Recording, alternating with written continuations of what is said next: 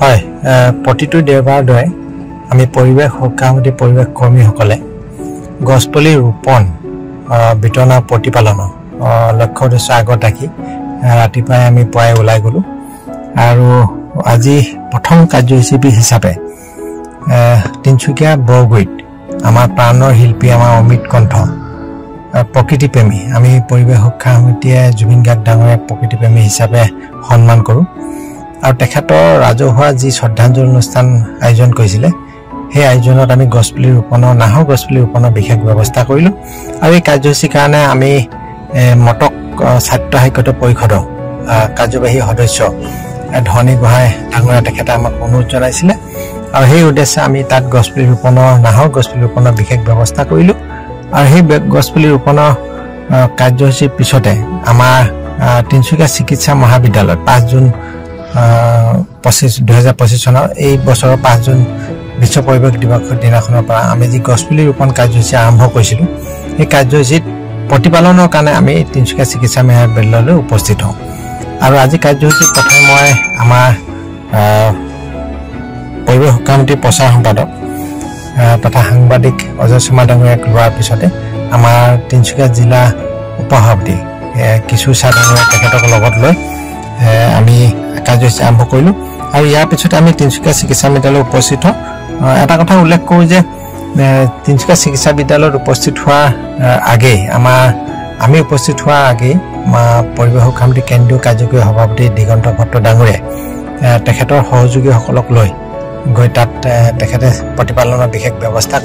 কৰি থকা অৱস্থাতে আমি গৈ উপস্থিত হ'লোঁ আৰু আজি এই কাৰ্যসূচীত আমি সৌন্দৰ্যবৰ্ধনৰ কাৰণে তিনচুকীয়া চিকিৎসা মহাবিদ্যালয়ত কিছু কাৰ্যসূচী আমি হাতত লৈ আছোঁ আৰু এই কাৰ্যসূচী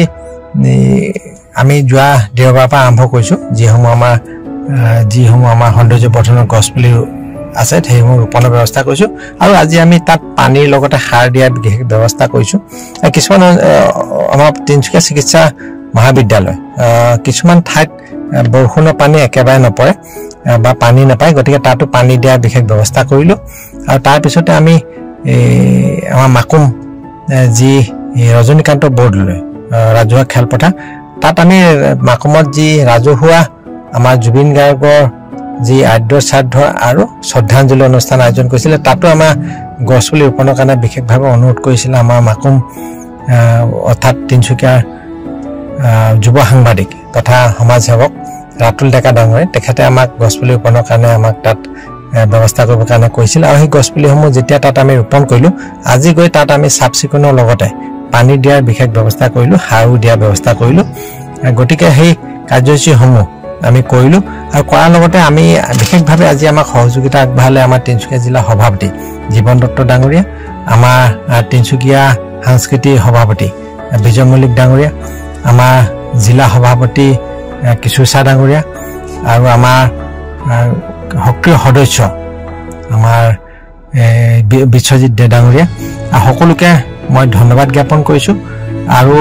ৰাইজলৈ এটাই আহ্বান যে পৰিৱেশ প্ৰদূষণৰ বিষয়টো গুৰুত্ব সহকাৰে লৈ আপোনালোকে প্ৰত্যেকে যাতে এজোপাকৈ গছপুলি ৰোপণ কৰে তাক প্ৰতিপালন কৰি এজোপা বৃহৎ গছৰ ৰূপ দি পৰিৱেশ প্ৰদূষণ নিয়ন্ত্ৰণৰ ক্ষেত্ৰত যাতে সহায়ক হয়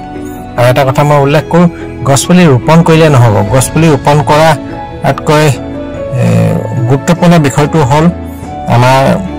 গছপুলি প্ৰতিপালন গতিকে গছপুলি প্ৰতিপালন কৰিব পাৰিলেহে আপুনি গছপুলি ৰোপণ কৰিব ধন্যবাদ